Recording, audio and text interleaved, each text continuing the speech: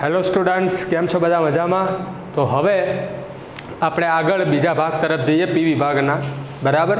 Nitrogen સમૂહ આપણે ભણતા હતા લાસ્ટ, અને નાઇટ્રોજન સમૂહની અંદર કેટલીક અગત્યની બાબતો આપણે ભણી ચૂક્યા. બરાબર. એ બાબતોની અંદર આપણે ભણ્યા હતા કે નાઇટ્રોજન સિંગલ બંધ શક્ય નથી, જ્યારે ફોસ્ફરસ સિંગલ બંધ શક્ય છે. બરાબર. કેમ? તો નાઇટ્રોજન સિંગલ બંધ શક્ય નથી. એનું કારણ છે કે નાઇટ્રોજન ખૂબ કદમાં નાનો છે, અને નાનો હોય તો એની અંદર આ જે ઇલેક્ટ્રોન યુગ્મ છે, અબંધકારક ઇલેક્ટ્રોન યુગ્મ, એ નજીક હોય. હવે બંને ઇલેક્ટ્રોન છે તો શું થાય બેટા? અપાકર્ષણ. શાબાશ. અને અપાકર્ષણ થાય તો એ સ્થાયી રહી શકે નહીં.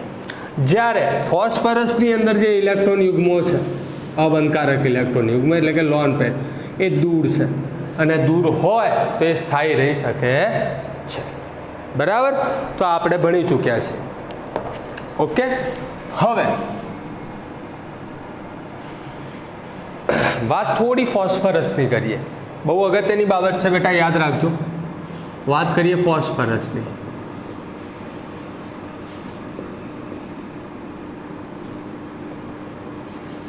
તો જે ફોસ્ફરસ છે એ 3 અપરૂપો ધરાવે છે. 3 અપરૂપો ધરાવે છે. કયા કયા અપરૂપો બેટા? ચલો, સફેદ ફોસ્ફરસ,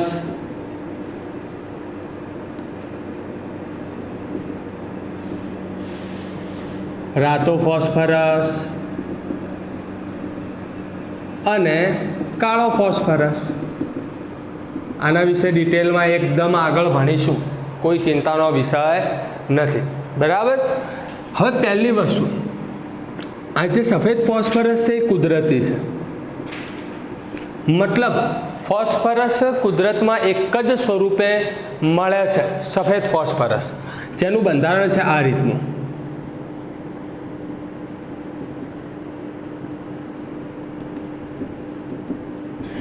સૌથી અગત્યની વાત, મજેદાર વાત છે, ધ્યાન આપજો બહુ જ.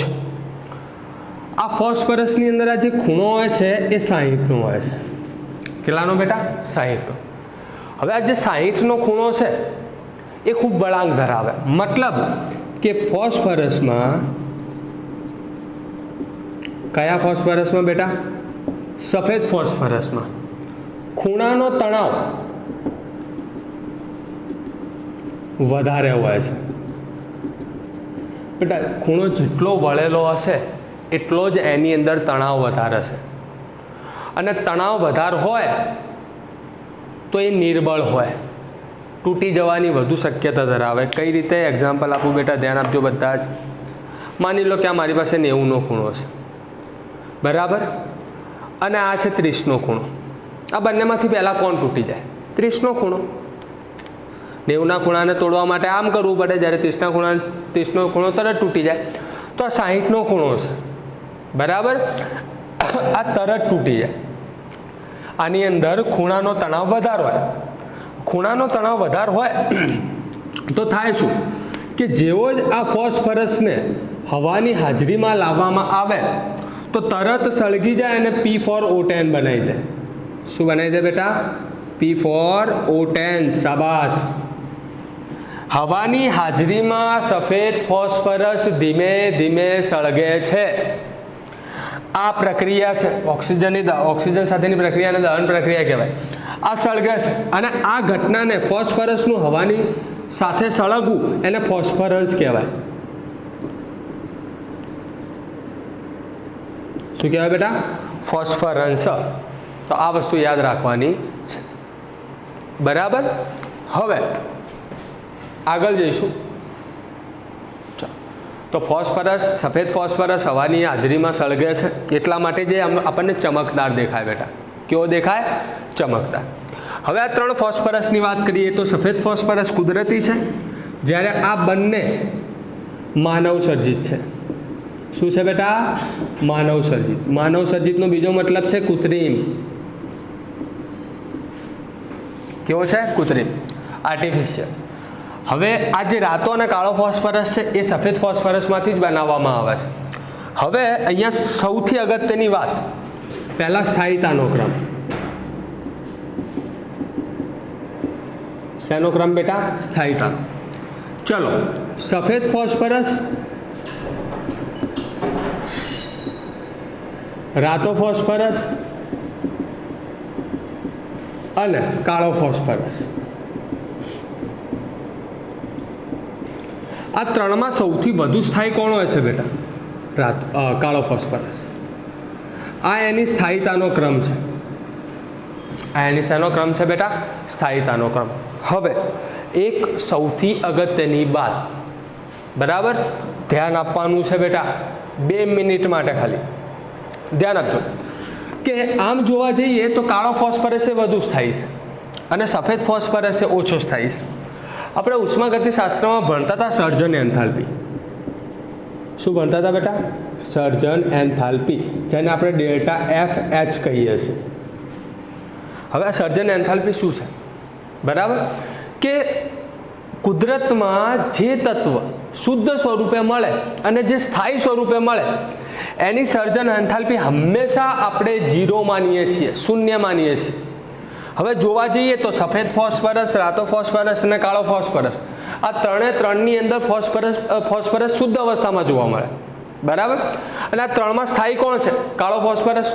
તો વાસ્તવિકતામાં હોવું શું જોઈએ કે કાળા ફોસ્ફરસની સર્જન એન્થાલ્પી 0 હોવી જોઈએ, કારણ કે વધુ સ્થાયી છે. પરંતુ અહીંયા અપવાદ છે બેટા. અપવાદ એ છે કે કાળા ફોસ્ફરસની સર્જન એન્થાલ્પી 0 માનવામાં આવતી નથી. પણ કયા? સફેદ ફોસ્ફરસની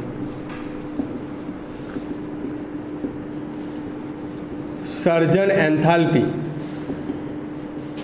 એટલે કે ડેલ્ટા એફ એચ 0 કેટલી માનવામાં આવે છે બેટા?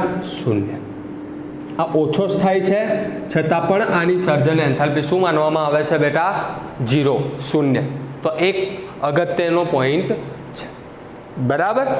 હવે આપણે ઇલેક્ટ્રોનની રચનાના આધારે કેટલાક ગુણધર્મો ભણવાના છે. કોના આધારે બેટા? ઇલેક્ટ્રોનીય રચનાના આધારે. ચલો સ્ટાર્ટ કરીએ. તો તમે કાલ બધા જ તત્વોની ઇલેક્ટ્રોનીય રચના ભણ્યા, બરાબર. હવે ઇલેક્ટ્રોનીય રચનાના આધારે ગુણધર્મોની વાત કરીશું. તો એમાં પહેલો ગુણધર્મ છે, હવે બેટા યાદ રાખવાનું, ઇનઓર્ગેનિક કેમિસ્ટ્રીમાં સ્કોર કરવો છે તો તમારે આ બધા જ ક્રમો ફરજિયાત મોઢે કરવા પડશે, બરાબર. એમાં પહેલો ક્રમ છે પરમાણ્વીય અથવા આયનીય ત્રિજ્યા, જેને આપણે આર કહીએ છીએ. શું કહીએ બેટા? આર. હવે એક વસ્તુ યાદ રાખવાનું છે, ઇન્ટ્રોડક્શન પાર્ટમાં મેં તમને શીખવાડ્યું હતું કે ઉપરથી નીચે તરફ જતા ક્યાં જઈએ છીએ બેટા? ઉપરથી નીચે. નાઇટ્રોજન, ફોસ્ફરસ, આર્સેનિક, એન્ટીમની અને બિસ્મથ. આપણે ક્યાં જઈએ છીએ? ઉપરથી નીચે તરફ.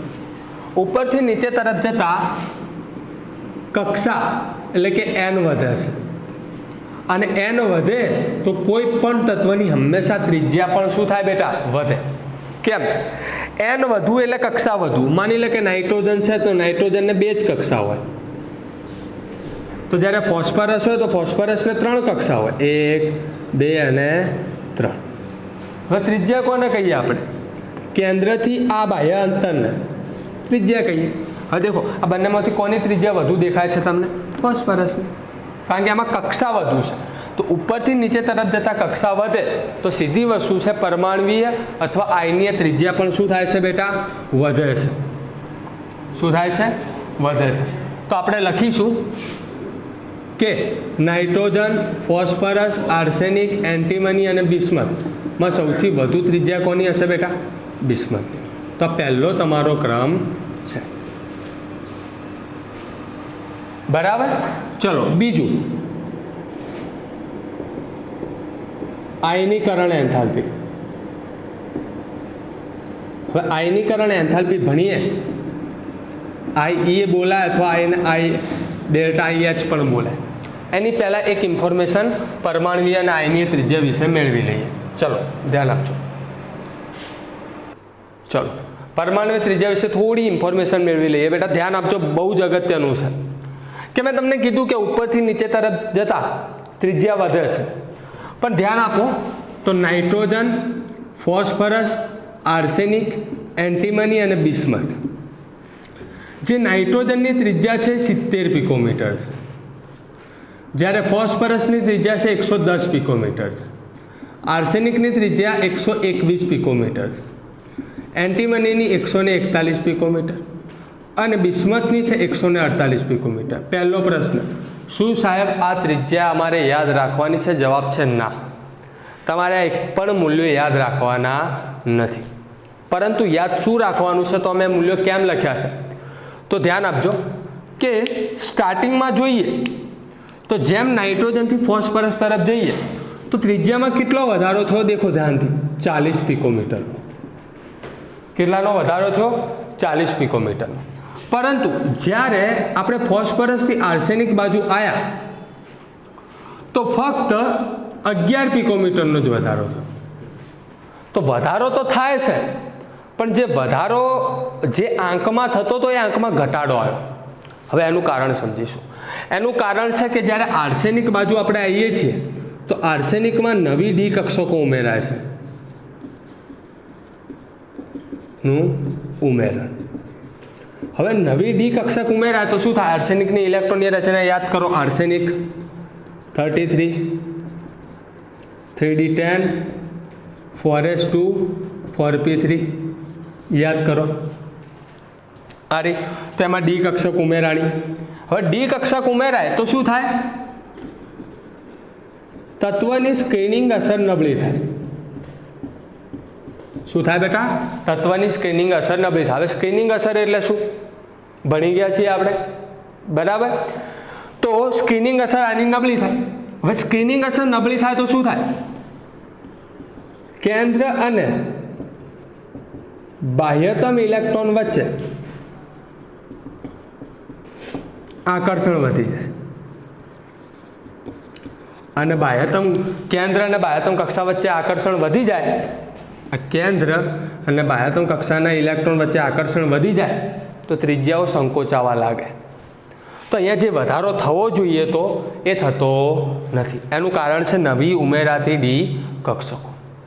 વળી સેમ કારણ છે જુઓ કે ભાઈ એન્ટીમનીની જ્યારે આર્સેનિકથી એન્ટીમની તરફ આવ્યા તો 20 પિકોમીટરનો વધારો છે, પરંતુ જ્યારે એન્ટીમનીથી બિસ્મથ તરફ આવીએ તો ફક્ત 7 પિકોમીટરનો વધારો થયો, 141 થી 148 પિકોમીટર. આનું પણ કારણ છે કે બિસ્મથની જ્યારે તમે ઇલેક્ટ્રોનની રચના લખી હતી ત્યારે યાદ કરો એમાં એફ કક્ષક આવતી હતી. કઈ? એફ. તો જે આ ઘટાડો છે, આ વધારો છે એ ઘટ્યો. એનું કારણ છે આની અંદર નવી ઉમેરાતી એફ કક્ષક. અને તમને ખબર ના હોત કહી દઉં કે ડી કરતા એફની સ્કેનિંગ અસર નબળી હોય. અસર કેવી હોય? નબળી. તો ડી કરતા એફની સ્કેનિંગ અસર કેવી હોય બેટા? નબળી. તો એમાં ત્રિજ્યા વધુ ઘટશે. સમજો છો વાત? તો સ્ક્રીનશોટ લઈ લો અને લખી દો, પછી આગળ વધીએ. તો હવે સ્ટાર્ટ કરીશું આયનીકરણ એન્થાલ્પી. આયનીકરણ એન્થાલ્પી એટલે શું? વાયુ સ્વરૂપમાં કોઈ તત્વએ એક ઇલેક્ટ્રોન ઘુમાવે, એ ઇલેક્ટ્રોન ઘુમાવવા માટે જે ઉર્જાની જરૂરત પડતી હોય એ ઉર્જાને આપણે આયનીકરણ એન્થાલ્પી કહીએ છીએ. તો આયનીકરણ એન્થાલ્પીમાં શું થશે? તત્વએ ઇલેક્ટ્રોન ઘુમાવશે. હવે ઇલેક્ટ્રોન એમ જાય, કારણ કે ઇલેક્ટ્રોન કેન્દ્ર સાથે આકર્ષણમાં હોય, તો એને ઇલેક્ટ્રોન દૂર કરવો હોય તો આપણે એની અંદરથી ઇલેક્ટ્રોન દૂર કરવો તો ઉર્જા આપવી પડે. એ ઉર્જાના મૂલ્યને જ બેટા આપણે શું કહીએ છીએ? આયનીકરણ એન્થાલ્પી. હવે પહેલી વસ્તુ, ત્રિજ્યા જો વધે તો આયનીકરણ એન્થાલ્પી ઘટે. મતલબ આયનીકરણ એન્થાલ્પી ચલે છે 1 ત્રિજ્યા, અથવા ત્રિજ્યા ચલે છે 1 આયનીકરણ એન્થાલ્પી.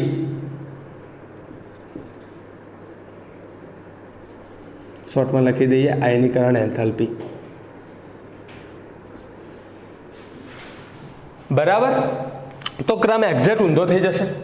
શું આવશે બેટા ક્રમ?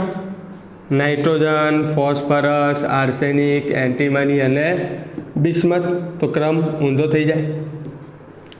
જોઈ લો, આ છે તમારો ક્રમ. શેનો ક્રમ છે બેટા? આર્યો આયનીકરણ એન્થાલ્પીનો. હવે એક નોટ,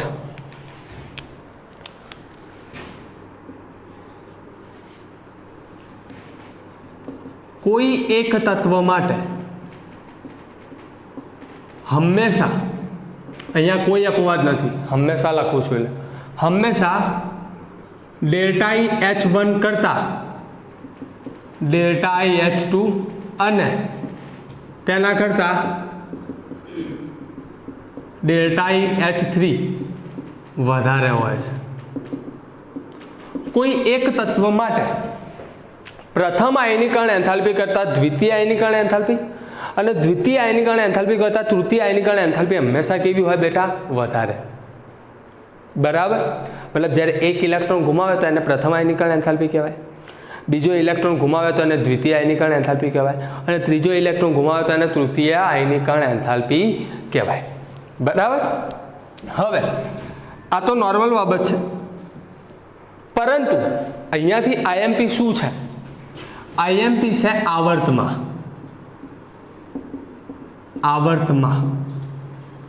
આવર્તમાં ડાબી બાજુથી જમણી બાજુ તરફ જતા.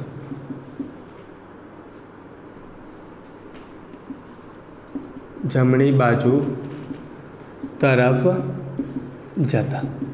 જ્યારે આવર્તમાં આપણે ડાબી બાજુથી જમણી બાજુ તરફ જઈશું તો આયનીકરણ એન્થાલ્પીમાં બદલાવ આવે છે. કઈ રીતે આવે છે એ જ આપણે ભણવાનું છે, અને આ સમૂહ માટે ખાસ કરીને ભણવાનું છે. બરાબર.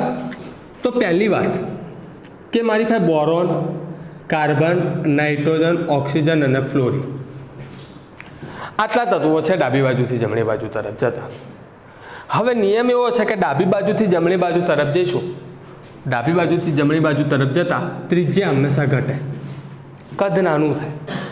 બરાબર. કારણ કે અસરકારક કેન્દ્રીય વીજભાર વધે છે, કક્ષા વધતી નથી. બરાબર. તો ત્રિજ્યા ઘટે છે તો આયનીકરણ એન્થાલ્પી શું થવું જોઈએ બેટા? વધવી જોઈએ. વધવી જોઈએ તો ક્રમ કયો લખીએ આપણે? આર્યો. પણ આ સાચો ક્રમ નથી બેટા.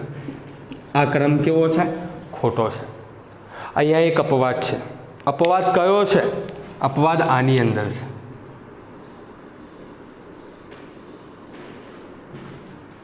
આ બંને ઇન્ટરચેન્જ થઈ જશે. બરાબર. સાચો ક્રમ કયો આવે જોઈ લો.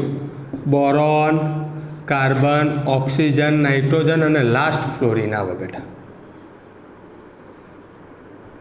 આ તમારો કયો ક્રમ છે? સાચો ક્રમ. શું થયું એવું તો કે અહીંયા અપવાદ આવ્યો. એ અપવાદનું કારણ છે નાઇટ્રોજનની ઇલેક્ટ્રોનીય રચના. શું છે બેટા? નાઇટ્રોજનની ઇલેક્ટ્રોનીય રચના. જ્યારે આપણે ચેપ્ટર સ્ટાર્ટ કર્યું તો કાલ મેં એક ઇન્ફોર્મેશન તમને લખાઈ હતી, એક નોટ્સ લખાઈ હતી કે નાઇટ્રોજનની બાહ્યતમ કક્ષામાં P છે 3 હોય અને ઓક્સિજનમાં P4 હોય. હવે P3 જે છે એ અર્ધપૂર્ણ ભરાયેલી કક્ષક છે, તો એ સ્થાયી હોય અને સ્થાયી ઇલેક્ટ્રોનની રચનામાંથી ઇલેક્ટ્રોનને દૂર કરવા માટે ઉર્જા કેવી આપવી પડે બેટા? વધુ આપવી પડે. એટલા માટે આની આયનીકરણ એન્થાલ્પી શું થઈ જાય છે? વધી જાય છે. અને આ જે ક્રમ છે આ તો ઉપરથી નીચે તરફ જતા છે. હવે આપણે ભણીએ છીએ ડાબી બાજુથી જમણી બાજુ તરફ જતા.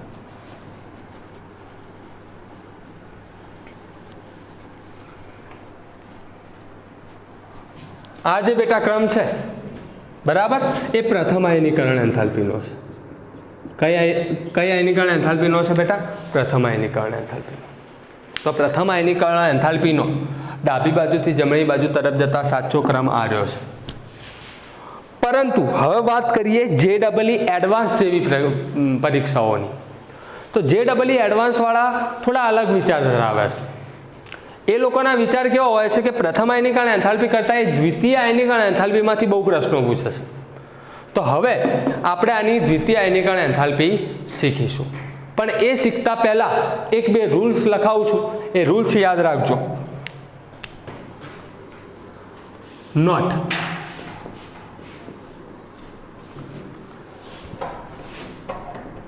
સમાન મુખ્ય ક્વોન્ટમ આંક એટલે કે n ધરાવતા તત્વો માટે હંમેશા P3 એ P4 કરતા વધુ આયનીકરણ એન્થાલ્પી ધરાવે છે. જ્યારે મુખ્ય ક્વોન્ટમાંક સમાન હોય તો P3 એ P4 કરતા વધુ આયનીકરણ એન્થાલ્પી ધરાવે છે. અહીંયા જો નાઇટ્રોજનની વાત કરીએ તો 2p3 અને ઓક્સિજનની વાત કરીએ તો 2p4. મુખ્ય ક્વોન્ટમાંક સમાન છે તો P3 એ P4 કરતા વધુ આયનીકરણ એન્થાલ્પી ધરાવશે. અને બીજો રૂલ્સ કે S2 એ P1 કરતા વધુ આયનીકરણ એન્થાલ્પી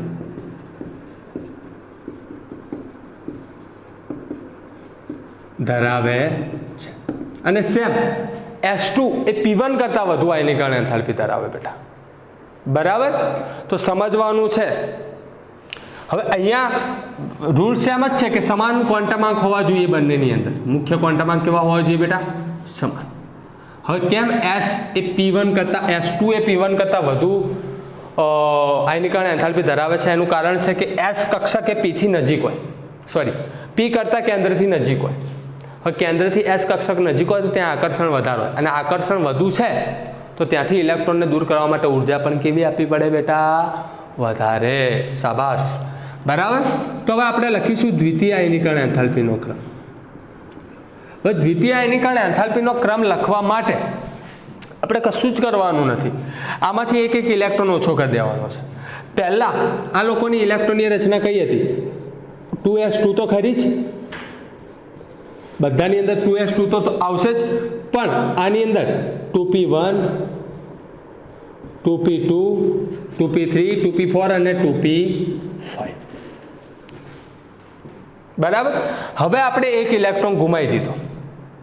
હવે એક ઇલેક્ટ્રોન જ્યારે ગુમાવીએ, બરાબર, માની લો કે આની છે P1 P2 P4 P3 P5 અને આ બધું છે 2p અને આગળ છે 2s2. હવે આ એક ઇલેક્ટ્રોન ગુમાવે છે. હવે આ લોકો એક ઇલેક્ટ્રોન ગુમાવે તો આમની રચના કેવી થઈ જાય? આ થઈ જાય 2p0 2s2, મતલબ આની. ચલો આ 2s2 2p1 એક ઇલેક્ટ્રોન ગુમાવ્યો હતો, આ 2s2 2p3, આ 2s2 2p2 અને આ 2s2 2p4 2s2 2p4. હવે આ ઇલેક્ટ્રોનીય રચનાના આધારે અને આ બે રૂલ્સના આધારે આપણે દ્વિતીય આયનીકરણ એન્થાલ્પીનો ક્રમ ગોઠવીશું. બરાબર? ગોખવાનું નથી બેટા. હંમેશા આયનીકરણ એન્થાલ્પીના ક્રમ માટે તમે ઇલેક્ટ્રોનીય રચનાને ધ્યાનમાં લો, તત્વોને નહીં. રૂલ્સ આ બે યાદ રાખવાના છે. આ બે રૂલ્સ યાદ રહી જાય તો તમે કોઈ પણ ક્રમ ગોઠવી શકો છો. ચલો ગોઠવો. ચલો ગોઠવીએ. તો ધ્યાન આપજો.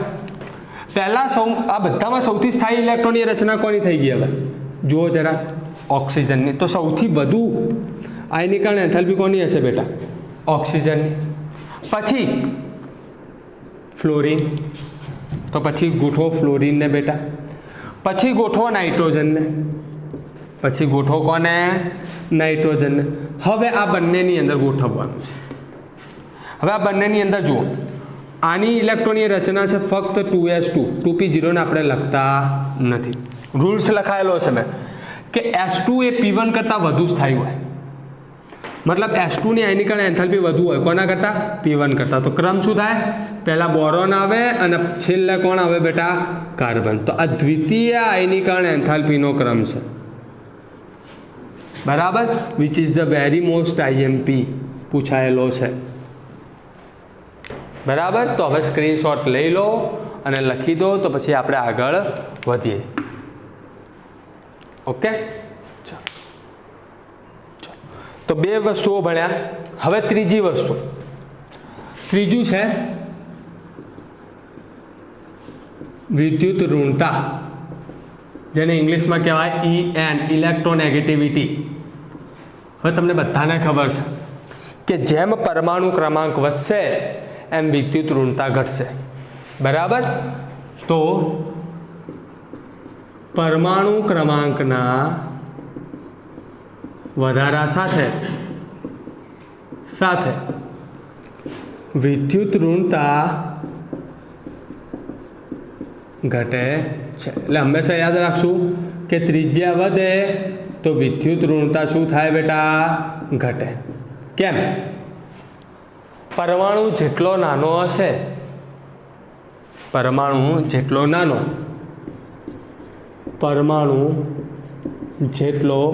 નાનો તેનો અસરકારક કેન્દ્રીય વીજભાર, જેને આપણે ઝેડ ઇફેક્ટિવ બોલીએ, તેટલો જ વધુ. પરમાણુ જેટલો નાનો હશે એનું કેન્દ્ર એટલો પાવરફુલ હશે. હવે વિદ્યુત ઋણતાનો મતલબ શું? બંધવાના સહિયારા ઇલેક્ટ્રોનને પોતાની બાજુ ખેંચવું. હવે જેટલો કેન્દ્ર પાવરફુલ હશે એટલા જ ઇલેક્ટ્રોનને ખેંચી શકશે, તો એટલી જ એની વિદ્યુત ઋણતા શું થાય? વધે. બરાબર? તો આપણે લખીએ સામાન્ય ક્રમ કયો છે? નાઇટ્રોજન, ફોસ્ફરસ, આર્સેનિક, એન્ટીમની અને બિસ્મથ. તો સૌથી વધુ વિદ્યુત ઋણતા કોની બેટા? નાઇટ્રોજનની. ફોસ્ફરસ, આર્સેનિક, એન્ટીમની અને બિસ્મથની લગભગ સરખી હોય છે. તો તમારો સાચો ક્રમ છે. બરાબર? ચલો એના પછી ચોથું, ઉત્કલન બિંદુનો ક્રમ. ઉત્કલન બિંદુ, બોઇલિંગ પોઈન્ટ. જેમ ઉપરથી નીચે તરફ જઈએ, ઉપરથી નીચે તરફ જતા ઉત્કલન બિંદુ વધે છે. હંમેશા યાદ રાખીશું કે જેમ ઉપરથી નીચે તરફ જઈશું ઉત્કલન બિંદુ વધશે. એનું કારણ છે કે ઉપરથી નીચે તરફ જતાં ઇલેક્ટ્રોનની સંખ્યા વધે. ઇલેક્ટ્રોનની સંખ્યા વધે, એનું આણ્વીય દળ વધે. ઇલેક્ટ્રોનની સંખ્યા અને આણ્વીય દળ વધે તો એની અંદર વાન્ડરવાલ્સ આકર્ષણ બળ પણ વધે, અને જેટલું આકર્ષણ બળ વધુ દૂર કરવા માટે એટલી જ વધુ ઉર્જા આપવી પડે. તો કહી શકાય કે નાઇટ્રોજન, ફોસ્ફરસ, આર્સેનિક, એન્ટીમની અને બિસ્મથ ઉપરથી નીચે તરફ જતાં ઉત્કલન બિંદુ શું થાય છે બેટા? વધે છે. તો સૌથી વધુ ઉત્કલન બિંદુ કોનું હશે? બિસ્મથ. એના પછી પાંચમો મુદ્દો, ગલન બિંદુ, મેલ્ટિંગ પોઈન્ટ. શું છે બેટા? Melting point. ધ્યાન આપજો ગલન બિંદુનું. આમ જોવા જઈએ તો ઉપરથી નીચે તરફ જતા પ્રથમ આર્સેનિક સુધી ગલન બિંદુ વધે છે અને પછી ઘટે છે. હવે ગલન બિંદુ કોની ઉપર આધારિત હોય? તો ગલન બિંદુ એ ઘનની રચના ઉપર આધારિત હોય. શેની ઉપર હોય બેટા? ઘનની રચના ઉપર. ઘનને પીગળવું, ઘનનું પીગળવું એને ગલન બિંદુ કહેવાય. જે તાપમાને પીગળે એને ગલન બિંદુ કહેવાય. હવે ઘનની રચના અલગ અલગ હોય. તમે ઘન અવસ્થા પહેલા ચેપ્ટરમાં ભણો છો, BCC, FCC, SCP, simple cube. તો ઘનની રચના બદલાય તો એના ગલન બિંદુ પણ શું થાય? બદલાય. તો આનો કોઈ ફિક્સ ક્રમ નથી, પણ સાચો ક્રમ કયો છે? તો આર્સેનિક સૌથી વધુ ગલન બિંદુ ધરાવે છે, પછી એન્ટીમની, પછી બિસ્મથ, પછી ફોસ્ફરસ અને છેલ્લે આવે નાઇટ્રોજન. તો સમૂહમાં સૌથી વધુ ગલન બિંદુ આર્સેનિક અને સૌથી ઓછું ગલન બિંદુ નાઇટ્રોજન ધરાવે છે. બરાબર? હવે કાલના વિડીયોમાં વાત કરીશું આપણે ઓક્સિડેશન અવસ્થાઓની. ઓકે? તો આજ આટલું રાખીએ છીએ. Good bye.